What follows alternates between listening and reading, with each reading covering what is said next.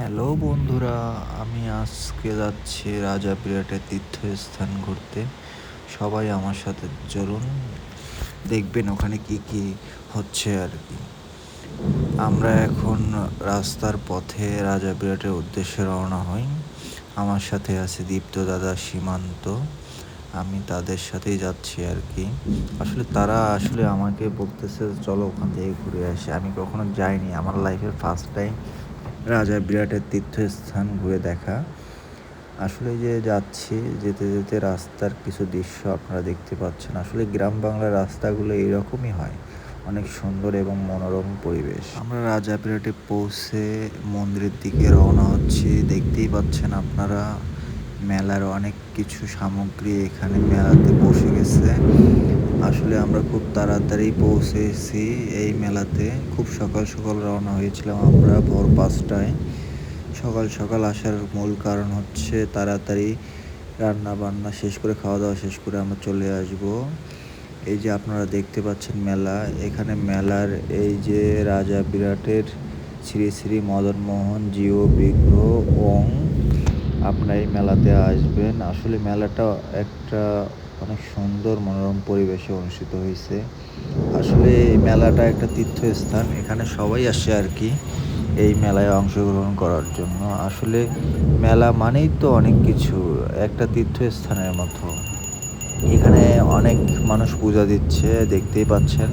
এত সকাল সকাল অনেক মানুষ চলে এসেছে এই মেলাতে, কারণ তারা এই মেলাতে আসবে জন্যে সারা রাত ঘুম পেড়ে সকালবেলা উঠে রওনা হয়ে এখানে আসছেন মেলাতে। এই যে হাঁড়ি পাতিলগুলো দেখতে পাচ্ছেন, এই হাঁড়ি পাতিলে করেই রান্না হবে আর কি। আপনি এখান থেকে চাইলে হাঁড়ি পাতিল নিয়ে রান্না করতে পারবেন মেলাতে। দাদা আর আমি ঘুরতেছি, দেখতেছি মেলাটা ঘুরে ঘুরে। আসলে মেলাটা অনেক সুন্দর, অনেক মানুষ আসছে এত সকাল সকাল। আমি কখনো আসিনি এই মেলাতে, আমার লাইফে ফার্স্ট টাইম এই মেলাতে আসা। তাই একটু মেলাটাকে ভালোভাবে ঘুরে ঘুরে দেখতেছি। আসলে আপনাদেরকে কিভাবে বলবো বুঝতেছি না। ওইটা হলো মন্দির, মদন মোহন জিও বিগ্রহ মন্দির। এখানে আসলে অনেক ধরনের ঠাকুর আছে, ঠাকুরগুলো দেখতে পাচ্ছেন আপনারা।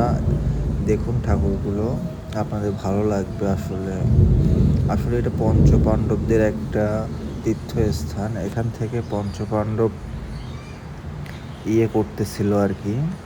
আপনারা দেখতে পাচ্ছেন ঠাকুরগুলো অনেক সুন্দর, এত সুন্দর করে আসলে সাজানো গোছানো একটা পরিবেশ। আমি কখনো আগে আসিনি, আপনাদেরকেও ভালো লাগবে। পঞ্চপাণ্ডব, এখান থেকে পানি নিচ্ছে দাদা, ছোট ভাইয়া পা ধুচ্ছে। এই যে মন্দির, পাশে আরও একটা মন্দির।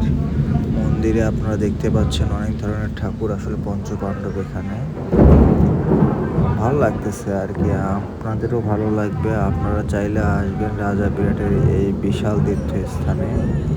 এখানে প্রণামী দেওয়া হচ্ছে, আসলে প্রণামী নিয়ে পূজা দিচ্ছে মানুষ, অনেক মানুষ পূজা দিচ্ছে। আপনারা দেখতে পাচ্ছেন কত মানুষ আসছে এত সকাল সকাল, অনেক মানুষ আসছে। আসলে আমরা যখন প্রথমে আসি তখন এত মানুষ ছিল না, তারপর পর অনেক মানুষ হয়ে গেছে, আরও মানুষ আসবে। আসলে সারাদিনের মেলা তো, আমরা যেহেতু আমাদের কাজ আছে, সকালবেলা এসে আমরা তাড়াতাড়ি চলে যাব, এই জন্য সকাল সকাল চলে আসছি মেলাতে। আপনারা দেখতেছেন এখানে গাছে অনেক কিছু বাঁধা যায় আর কি। আপনি এই গাছে কিছু বাঁধলে আপনার মনের ইচ্ছা পূর্ণ হবে। ঠাকুর এখানে সকাল সকাল এসে সবাই এখানে আসলে ঠাকুরকে প্রণাম করে তেল সিন্দুর দিয়ে পায়ে মেখে আসলে পূজা করতেছিল। আর এখানে তো গান গাচ্ছিল আমাদের সাধু বাবারা, সবাই এসে এখানে গান গাচ্ছে। আমিও তাদের পাশে এসে কিছুক্ষণ বসে তাদেরকে ভিডিও করলাম আর কি। দেখতেই পাচ্ছেন সবাই গান গাচ্ছে, হরে কৃষ্ণ কৃষ্ণ কৃষ্ণ হরে হরে, হরে রাম রাম রাম হরে হরে বলে। আসলে দাদা দেখতেছে, আমিও দেখতেছি। মেলাটা আসলে অনেক সুন্দর, অনেক বড় একটা মেলা। এটা আসলে মেলা না বললে ভুল হবে, এটা রাজারহাটের তীর্থস্থানে। আপনারা দেখতে পাচ্ছেন গোপাল ঠাকুর, অনেক ধরনের কাঁসার আসবাবপত্র এখান থেকে পাবেন আপনারা পূজা করতে, যেগুলো আসলে প্রয়োজন। দেখতেই পাচ্ছেন আপনারা তুলসীর মালা, আরও অনেক ধরনের দেখতে পাচ্ছেন তুলসীর মালা। এগুলো ছোটো বাচ্চারা বা বড় মানুষরা নিতে পারে, আপনার চাইলে এগুলো এসে নিতে পারেন।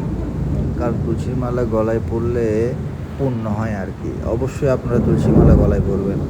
আর এই ধরনের কাঁসার জিনিস আপনি নিতে পারবেন। আমাদের ভ্রমণ শেষ করে আমরা চলে যাচ্ছি, বাড়ির পথে রওনা দিয়েছি।